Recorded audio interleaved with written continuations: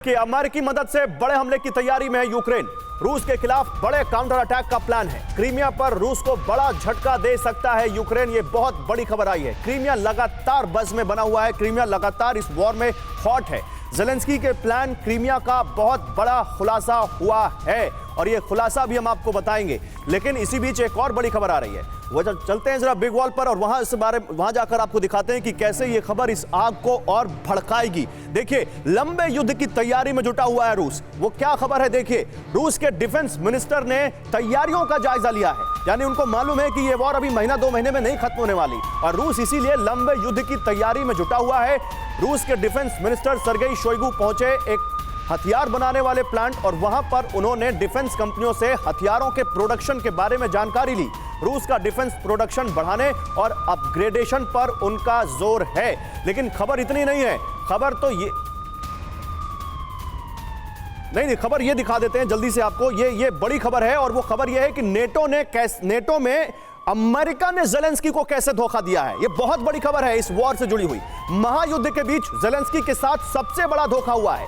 Ukraine को NATO सदस्य बनाने के पक्ष में नहीं है जर्मनी और अमेरिका, जी हां, अमेरिका। हंगरी पहले ही यूक्रेन को लेकर विरोध जता चुका है, लेकिन यहां पर अमेरिका ने भी अब वीटो कर दिया है। और वो बहुत बड़ा सवाल है कि अमेरिका जो यूक्रेन का सबसे बड़ा मददगार बनता फिरता है, वो नेटो में क्यों नहीं ला रहा है यूक्रेन को। आइए जल्दी से आपको दिखाते हैं बिग वॉल पर। यूक्रेन की राह में रोड़ा कौन कौन है, जरा जल्दी से समझिए। यूक्रेन के लिए ये आग अभी और जलती रहेगी और इस राख में यूक्रेन को और अभी तपना पड़ेगा। कैसे, आप समझिए। यूक्रेन की राह में रोड़ा कौन कौन। अमेरिका, ये देखिए, ये अमेरिका, ये बाइडेन, जर्मनी, ये ओलाफ शोल्स को देख रहे हैं और हंगरी के जो प्रेसिडेंट उनको आप देख रहे हैं। तीनों देशों को यूक्रेन का नेटो मेंबर बनना मंजूर नहीं है। हंगरी का तो समझ में आता है, ये जर्मनी और अमेरिका को क्या हो गया। आइए, नो क्यों है इनका, ये समझिए। क्यों नो है अमेरिका का यूक्रेन को नेटो के लिए नो क्यों?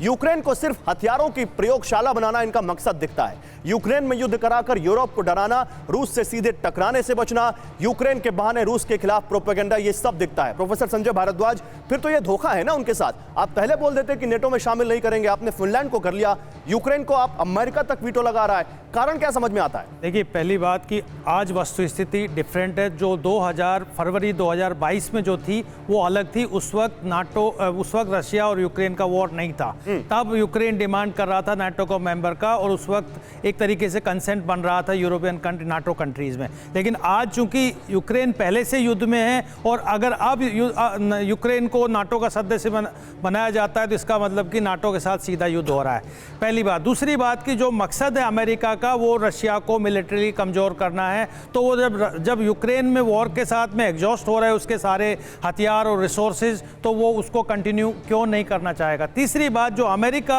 चाहता था वो कर चुका है। अपने डॉलर को मजबूत कर चुका है, अपने आर्म्स मार्केट को मजबूत कर चुका है, अपने एनर्जी सिक्योरिटी, एनर्जी मार्केट को बढ़िया मजबूत कर चुका है। तो जो अमेरिका चाह रहा था वो हो चुका है। अब यूक्रेन को मैं थोड़ा उसको एलोबरेट करवाना चाहता हूं। मैं आप अपनी बात जल्दी से कंप्लीट कीजिए, फिर जनरल थाना के पास जाऊंगा। मैं वही बात कह रहा हूं। अब सवाल क्या है कि एक और मुद्दा है कि जो यूरोपियन कंट्रीज में भी इस बात को लेके कॉन्फ्लिक्ट है। जर्मनी, फ्रांस कभी भी उस चीज इसमें कॉन्फ्लिक्ट में नहीं जाना चाहते थे। और आप ये देखिए कि कोई भी जो डायलॉग का रास्ता है, डिप्लोमेसी का रास्ता है, वो भी एक तरीके से बंद हो चुका है। डायलॉग का रास्ता जो है वो भी तो अमेरिका को पसंद नहीं है। फ्रांस के राष्ट्रपति पहुंचे हुए हैं इस वक्त चीन पे और चीन ने जो डायलॉग का रास्ता दिया वो भी अमेरिका को पसंद नहीं है। जनरल अस्थाना, क्या वाकई ये वही वाली बात है कि ना जीने देंगे, ना मरने देंगे, ना नेटो में लाएंगे, ना नेटो से बाहर जाने देंगे तुमको? ये अमेरिका क्या वाकई जो एक लाइन में कहा जाता है कि उसकी जो डिफेंस इंडस्ट्री है उसको बहुत फायदा हो रहा है इस वॉर से, ये सारा उसी के गोल गोल घूम रहा है, उसी के इर्द गिर्द घूम रहा है? बिल्कुल। इस लड़ाई में अगर कोई जीत रहा है तो अमेरिका की डिफेंस इंडस्ट्री है और एनर्जी कंपनियां हैं। हाँ। और जो नाटो की जो सिचुएशन है वो मैं आपको एक उसमें बता दूं।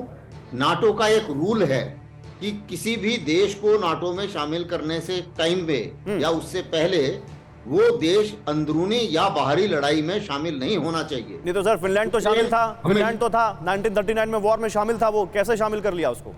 हाँ, वो इसीलिए जो ये रूल है, अभी रूल भी बीच बीच में ये लोग बैंड करते रहते हैं, लेकिन यूक्रेन के केस में ये लोग बैंड नहीं करेंगे उस रूल को। हाँ। और इस रूल को जेलेंस्की को पहले ही बताया जा चुका है। जेलेंस्की को पता है कि उसको शामिल नहीं करेंगे। वो पता नहीं जो शुरू में लड़ाई लड़ रहे थे कि जी मेरे को चॉइस होनी चाहिए कि सोवराइन चॉइस होनी चाहिए मेरी कि मैं बोल सकूं कि मैं नाटो में शामिल होऊंगा। प्रॉमिस तो किसी ने भी नहीं किया है कि आपको शामिल कर पाएंगे, क्योंकि इस रूल के मुताबिक वो उसको शामिल नहीं कर सकते। चलिए ठीक है, उन्होंने बताया संजय भारद्वाज जी ने सीधा सीधा लड़ाई में सर मैं आता हूं, देखिए लेकिन इसी बीच एक बड़ी खबर आ रही है।